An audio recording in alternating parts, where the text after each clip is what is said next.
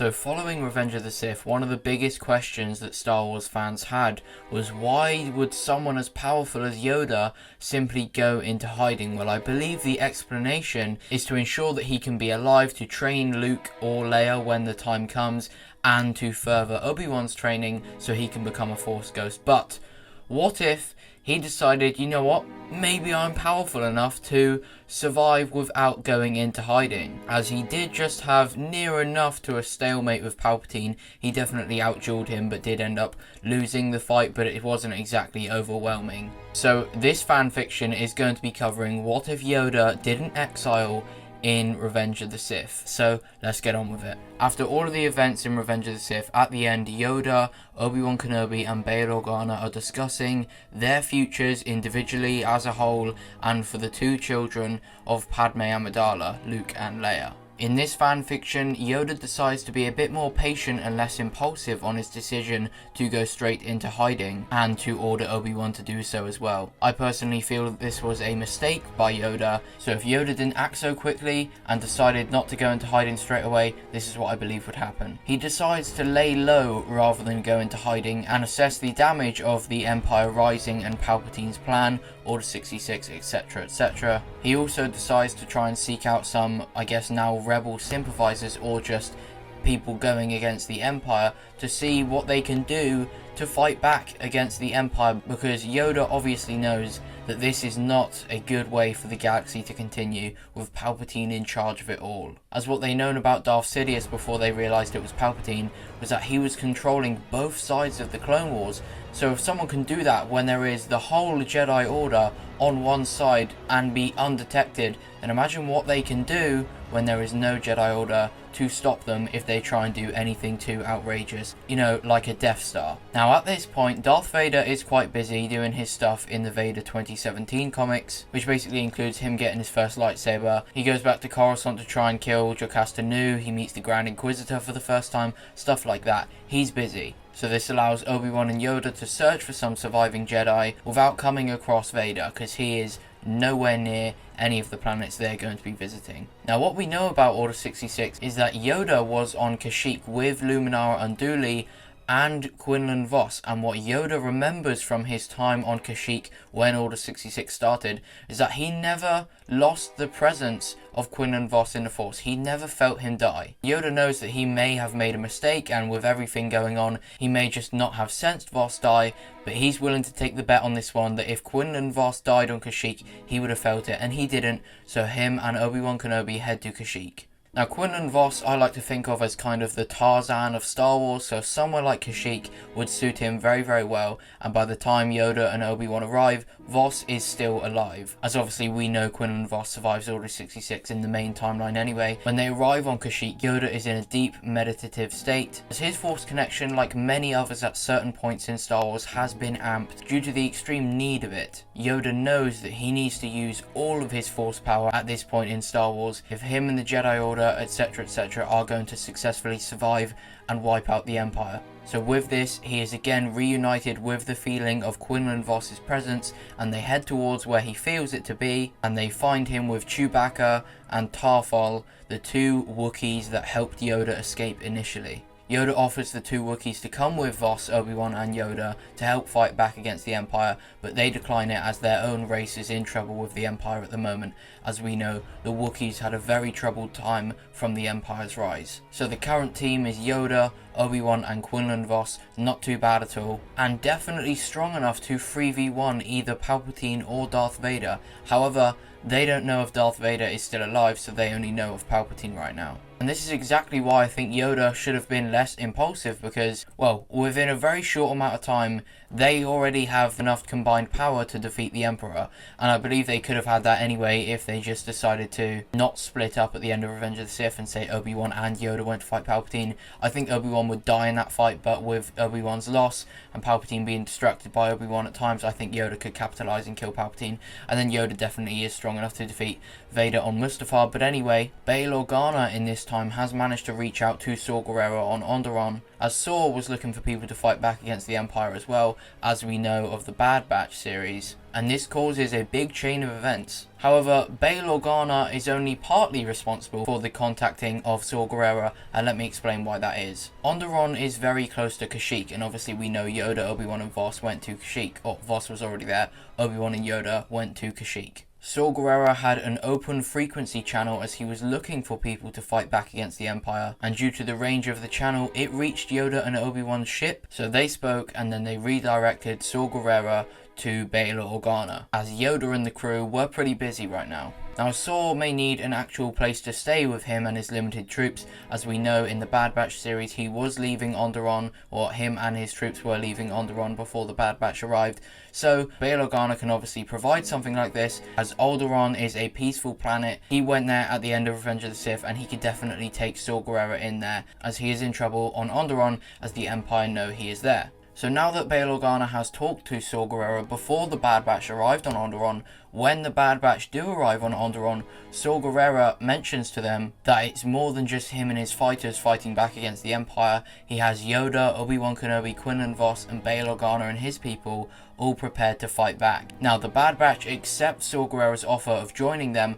not because there is Jedi in the battle and he thinks that Yoda, Obi-Wan and Vos could win the war against the Empire, but because there is people that he trusts 100%. Hunter doesn't know Saw Gerrera 100%, but he knows someone like Obi-Wan Kenobi will definitely be doing the right thing in this situation, so he rightly thinks that it is right to follow Obi-Wan Kenobi at this time, as when he went on the mission with Anakin, Anakin only spoke very good things of Obi-Wan. So let's do another head count. We have Yoda, Obi-Wan Kenobi, Quinlan Vos, Saw Gerrera and his group of people, Bail Organa and Clone Force 99. Now that is pretty good. Now a lot of people would take this story straight to Ahsoka, but I'm not going to do that. She's busy doing her thing in the Ahsoka novel, where she kind of goes to like a remote planet, goes into hiding straight after the end of Clone Wars, and yes, she joins the rebellion later, but she won't feature in this story as it is too soon after Revenge of the Sith and Clone Wars Season 7. And she's also quite far away in the galaxy for Yoda to just sense her, especially with how powerful the dark side is right now, and we know that Yoda has struggled many times with the dark side clouding his vision, so he's not going to sense Ahsoka. We aren't going to feature her in this story. Now Yoda and Obi-Wan still have an incomplete mission that they attempted at the end of Revenge of the Sith, and that is defeating Palpatine and Darth Vader. Now like I said, they don't know that the second one is incomplete, but Palpatine still needs to die. And now with Quinlan Vos with them, they decide to go 3v1 on what they think is the last of those targets they need to wipe out. The three Jedi leave Bail Organa as they don't want to have a fight near him and potentially cause him harm, especially considering how populated Onderon actually is. There would likely be some casualties there. And yes, the three Jedi went back to Onderon after going to Kashyyyk following leaving the medical center where they were at the end of Revenge of the Sith, because Bail Organa had told them to come there as that's where he was headed. So they head to Onderon, where Saw Gerrera was, a place very near to Onderon, so not too big of a journey, but it also has a big foresty area and a place outside of the main town or city or whatever, so that they can have a fight without too many civilians being hurt in the process. Now they don't know where Palpatine is, that is why they go to somewhere to bring Palpatine to them. So they send out a hologram, much similar to when Maul did when he came back in the Clone Wars, calling out Obi-Wan. They call out Palpatine to come to them and tell them where they are so he can come. Now this obviously gets to Palpatine and he contacts Vader immediately, bringing him back from wherever he is at the point of the Vader 2017 comic, and he also contacts the Grand Inquisitor. Now, Vader is yet to get his lightsaber, let alone to crack the crystal yet, so he is actually unarmed. Hence why Palpatine calls on the Grand Inquisitor as well, who was just sent out to kill another Jedi, and he is ordered to bring the lightsaber of that Jedi with him to give to Vader, so he is armed in this fight. The three of them turn up to Onderon, and they immediately sense the precise location of Obi-Wan, Yoda and Quinlan Vos on Onderon, as the three of them together are so powerful, and the three dark side users are not clouded by the dark side blocking their vision as they use it, so they can easily sense where they are. Even the weaker of the three galaxy, being the Grand Inquisitor. Palpatine chooses to do this rather than just sending Vader and the Grand Inquisitor, say, as he knows that he wasn't even powerful enough to defeat Yoda, and Vader, before getting in his suit, failed to defeat Obi-Wan, and Quinlan Vos is definitely far superior to the Grand Inquisitor. Palpatine knows this, and although the Sith are arrogant, he isn't stupid. Palpatine also avoids bringing a bunch of clones to just destroy Yoda, Obi-Wan and Vos, 1, because he knows that a bunch of clones hasn't been enough to kill them in the past, i.e. Order 66, and 2, he doesn't want a massive battle to be heard by the people of Onderon, because if any of them see Palpatine fighting, they will know that he is a Sith Lord, and that is not known by the galaxy. And although being a Sith Lord is not a crime, it's just a different religion, it completely goes against what Palpatine has been trying to portray to the people of the galaxy, that he is physically weak and vulnerable, and the Jedi's attack on him was them being evil, not them fighting a Sith Lord that is behind both sides of the Clone Wars, like the stories told by people like Dooku and Maul have said. And Palpatine also thinks that him, Vader and the Grand Inquisitor can make quick work of this fight, and it can be done, over with and forgotten about very soon. Palpatine speaks first and says, "Everything is proceeding as I have foreseen. Now you will experience the full power of the dark side."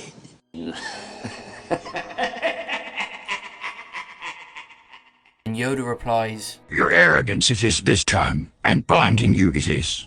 Obviously a reverse of Palpatine's line to Yoda, telling Yoda that his arrogance blinds him. Palpatine then says to Vader, "Lord Vader, let's finish what we have failed to finish not so long ago." Obi-Wan gasps and trembles back as he does not know that Darth Vader lives. However, the Grand Inquisitor does not hesitate to jump in towards Obi-Wan and try and take advantage and win the fight before Obi-Wan is even ready.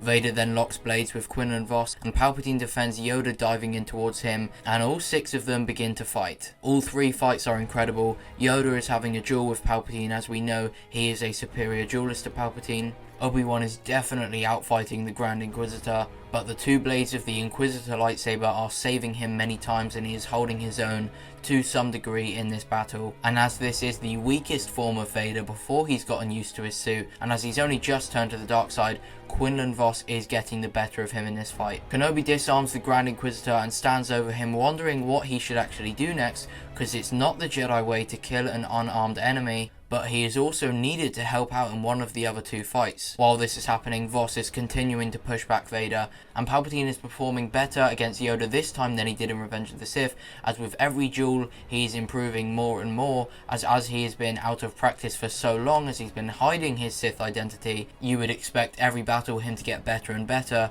as he's getting back into the swing of things, getting used to dueling again, as he probably wouldn't have done it, other than the few times he did throughout the Clone Wars and in Revenge of the Sith, since being trained by Darth Plagueis. So with this, he creates an opening of space, sending Yoda back a little bit, and he sends a shock of Force lightning towards Obi-Wan, who stands over the Grand Inquisitor. As Obi-Wan flies over the Grand Inquisitor, the Inquisitor pulls Obi-Wan's lightsaber from him, and now Obi-Wan is the one who is disarmed. He re-engages, now having the upper hand, being the one who is armed, but Obi-Wan ducks and dodges the strikes, much like Ahsoka did against Maul when she was disarmed, until he gets an opening and Force pushes the Grand Inquisitor so powerful he flies back into one of the trees of Onderon and is knocked out. We know Obi-Wan is capable of a huge Force push, as he did one against General Grievous, someone who is physically much heavier than the Grand Inquisitor, and this time the Force push was more powerful in itself, so the Grand Inquisitor is knocked out here. Obviously, he then gets his lightsaber back. Kenobi decides that Vader is the easier target out of Palpatine and Vader, so goes to help Quinlan Vos in that fight. However, by the time he gets over to Vos and Vader, Vos has got Vader on his knees. Now Vos is about to strike Vader, but Obi-Wan orders Vos to stop, as it is not the Jedi way, and as Vos goes to strike, saying, "Sometimes we make exceptions," Obi-Wan puts his blade in front to stop Vos from killing him. And this is where we have 2 scenarios for the remainder of this fan fiction. Scenario 1. Quinlan Vos takes off both hands from his blade and only keeps the one hand on the lightsaber he has locked blades with Obi-Wan, and Force pulls Darth Vader's lightsaber and uses that to finish the job, killing Darth Vader, as Obi-Wan screams, drops down and removes Vader's helmet, as Vader's last words are muttered, "This is your fault," and then he dies. Or scenario 2, while Quinlan Vos is distracted having locked blades with Obi-Wan, Vader pulls his weapon back to him and stabs Quinlan Vos, leading to a rematch of Obi-Wan versus Vader. So if we carry on from scenario 1 where Vader is dead, Quinlan Vos immediately joins the fight with Yoda and Palpatine, and after a couple seconds Obi-Wan does the same. The three of them together are so far superior to Palpatine, and they defeat him relatively quickly. However, if we go back to scenario 2, Obi-Wan being so saddened by the fact that he has just caused Quinlan Vos to die, he is weaker in this fight than normal, and with Vader's cybernetics making him physically stronger, every strike he lands on Obi-Wan, he is getting the better of him, and he is winning this fight. And every strike he does land, it is with all of his force that his cybernetics can provide him. And we know Obi-Wan can struggle versus robotic beings with very strong strikes, as General Grievous proves. As the fight goes on, Vader is getting stronger, Obi-Wan is getting weaker, and eventually Obi-Wan is bested and dropped to the floor. Vader is about to finish the job and Obi-Wan shouts, "Anakin, don't do this. Have you forgotten the very reason you are here? Padme is gone. What you sought after hoping to find from the dark side, the answer to saving her, is irrelevant now. You were deceived by the Chancellor." Now Vader is infuriated by this, and he's never felt such rage, but at the same time he also completely agrees and realizes that Obi-Wan is right. So no, this does not turn Vader back to the light side, but it stops him from fighting Obi-Wan, and he unleashes all of his built-up hatred onto his true enemy. Palpatine is busy fighting Yoda, making him vulnerable to someone else joining the fight, as he is using all of his concentration, as such an environment like the forests of Onderon is much more suited to a small acrobatic Master Yoda. Palpatine is raised into the air as Vader clenches his fist, crushing him, and Yoda and Kenobi are in disbelief as they stand and watch. They've never felt such a combined amount of hatred from two Darkseid users, never from Darth Maul and Savage in the Clone Wars, never from Dooku and Asajj Ventress in the Clone Wars either, and not even from Palpatine, Vader and the Grand Inquisitor as a trio when this fight initially started. Yoda and Obi-Wan slam Palpatine to the ground, doing what they can in this fight without tapping into the dark side in the slightest, knocking the Dark Lord unconscious and on the verge of death with his body extremely damaged by Vader's Force Crush. And before the two of them can move or speak, Vader is already on top of Palpatine with a lightsaber through his chest. And Vader is relieved of rage as he finally come to terms of who his true enemy was, and he has eliminated them. Not Obi-Wan, not the Jedi, not Padme, not anyone else, but Palpatine himself.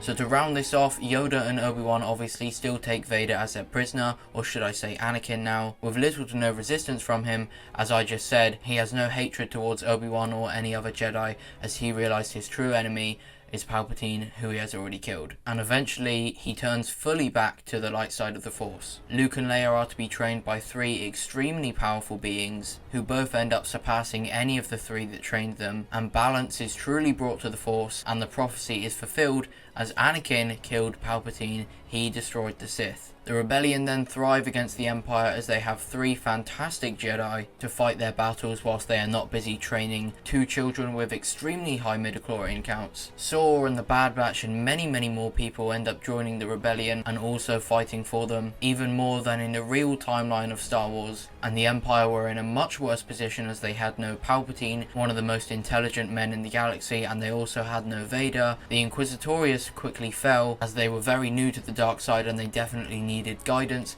and they now never had that. So they were defeated, most of them by Anakin, as yes, he is a Jedi, but he still called upon his anger many times, even before his initial turn. So he personally wanted to go after these Inquisitors, and he wiped most of them out himself. And the faith in the Jedi is restored throughout the galaxy, as Yoda and Obi-Wan were two of the most liked Jedi across the galaxy, as they were well known for doing what's right, and when they have people such as Bail Organa fighting their corner consistently, then they know the Jedi aren't the ones in the wrong. Eventually they meet Ahsoka and Rex, of course, and get the Bad Batch's chips removed, as for some reason, when Crosshair met the Jedi for the first time, he was acting quite aggressive. Obviously, we know why this is. Now, some random specific things that I want to say happen because of this is that Galen Erso, Cassian Andor, Jyn, K2SO, and the planet of Onderon all survive, and the forming of the New Republic happens very soon. Now, I definitely prefer scenario 2 because, for one, it actually follows the prophecy of the Chosen One rather than scenario 1, Darth Vader dies so Anakin can't bring balance to the Force, so it doesn't actually make too much sense. But I also feel like at the same time, if every fan fiction always led to Anakin killing Palpatine in some kind of way, it would be quite boring, but I do still prefer scenario 2. Let me know which scenario you prefer in the comments down below. So with that being said, that is the fan fiction of what if Yoda never went into exile. Let me know what you thought about it. I think it's a pretty cool story, I quite like it, and I think it makes sense, although there's definitely some questionable things, like I said, about Palpatine not bringing any clones to Onderon. I think it still makes sense, because you can always put something down to the arrogance of the Sith, and then obviously, like I explained, in that specific scenario, Palpatine doesn't want to be known to be a Sith Lord, and he still had to show up to that fight, otherwise they definitely would have lost very, very quickly. So with that being said, that is going to be the end of this video. Let me know if you would change anything about this story. Please leave a like if you did enjoy, subscribe for more, click the notification bell so you are notified when I upload any other videos, and with that being said, thank you for watching, goodbye.